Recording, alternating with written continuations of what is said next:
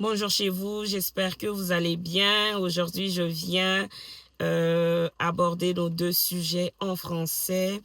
Le premier, c'était l'intégration.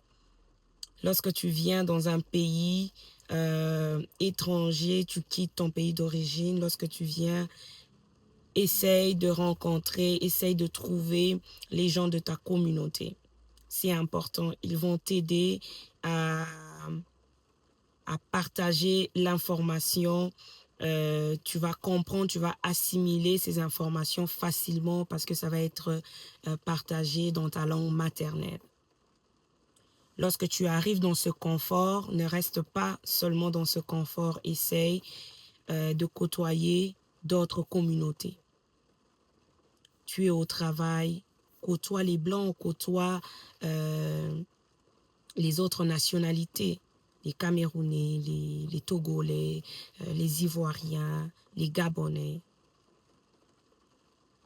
Ne t'arrête pas seulement là, mais apprends aussi à trouver l'information par toi-même, c'est-à-dire dans ta région, essaye de trouver des ressources parce que ici au Canada, lorsque tu arrives, il y a toujours des ressources pour nous aider à, à mieux nous établir, à mieux s'intégrer au Canada. Alors dans ta région, tu verras qu'il y a il y a des services dans les organismes communautaires. Si tu es au Québec, le CLSC, c'est ta porte d'entrée. Vas-y, pose des questions, informe-toi.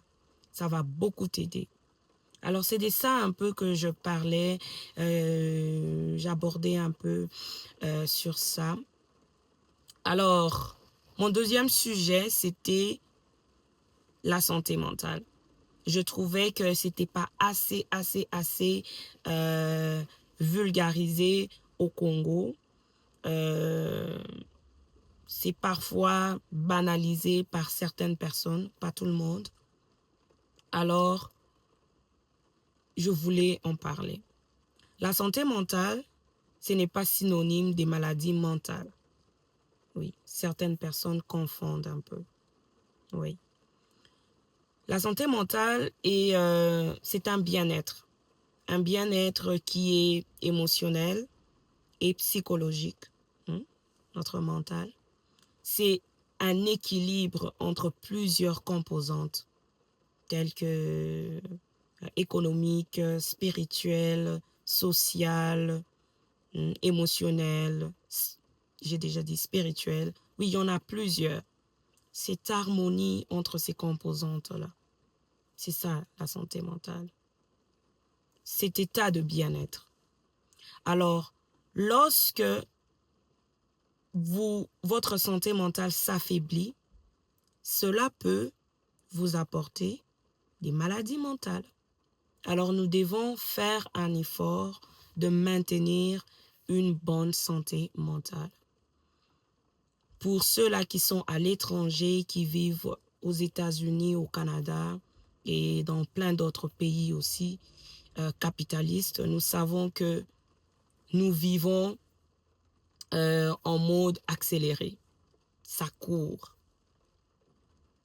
Il y a beaucoup d'individualisme dans ces pays-là. Alors, lorsque nous arrivons ici, nous devons faire un effort de maintenir notre bonne santé mentale. De la même manière, l'on maintient notre bonne santé physique. C'est de cette même manière que nous devons faire aussi pour maintenir notre bonne santé mentale. L'hygiène de vie, notre sommeil. Je sais que c'est difficile, il arrive, il y a des nuits où l'on ne dort pas suffisamment, mais que cela ne devienne pas un mode de vie où à chaque jour, tu dors 3, 4, 5 heures. Ce n'est pas suffisant. Dormons assez. C'est important pour notre santé en général. Notre alimentation. Notre alimentation, tu es au Canada, depuis que tu es arrivé, tu es étudiant international, je sais pas, tu es jeune, tu es célibataire, tu ne manges que des cochonneries. Non, ce n'est pas bien. Apprends à cuisiner à la maison. Cela te permet, essaye d'avoir, de manger sainement, avoir une bonne alimentation. C'est très important. Parce que si tu maintiens une bonne santé physique, ben, votre santé mentale est assurée aussi. Je reviens sur l'environnement. J'en ai parlé lorsque j'abordais l'intégration au Canada. Mais j'en reviens aussi sur la santé mentale. C'est important, notre environnement. Lorsque vous êtes dans un bon environnement, vous avez un bon soutien social, vous serez capable de tenir. Lorsque vous rencontrez des difficultés, parce qu'il y a des influences, il y a des facteurs qui vont venir influencer négativement notre santé, impacter notre qualité de vie, vont influencer notre santé mentale. Par exemple, la perte d'un emploi, par exemple, la difficulté de trouver un logement.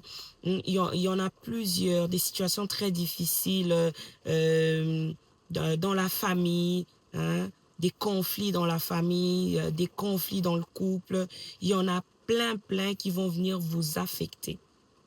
Alors, trouvez-vous un bon soutien, trouvez-vous les bonnes personnes qui vont vous aider. Apprenons à partager. Ne partagez pas vos problèmes à tout le monde. Comme je disais, trouvons-nous des personnes de confiance, une bonne amie à qui vous allez vous confier. C'est très important. Ne gardons pas les choses pour nous-mêmes, ne les gardons pas. C'est étouffant de toujours garder. Non, essayons de les sortir, de les partager. Nous aussi, les gens qui sommes là il y a longtemps au Canada, essayons d'accueillir ces personnes, essayons d'offrir de l'aide. N'attendons pas seulement que l'on nous demande de l'aide. Apprenons aussi à offrir de l'aide. Allons-y vers ces personnes. Je sais que c'est pas facile. Je suis dans le même bateau que vous. Nous sommes ici au Canada. On vit, comme je disais, si on accéléré, on court. Mais je pense que c'est possible, même dans toute cette difficulté, de trouver un équilibre, de trouver une routine, une bonne routine de vie. Une bonne routine de vie, c'est aussi prendre soin de soi. Oui, maman, oui, papa, prends soin de toi.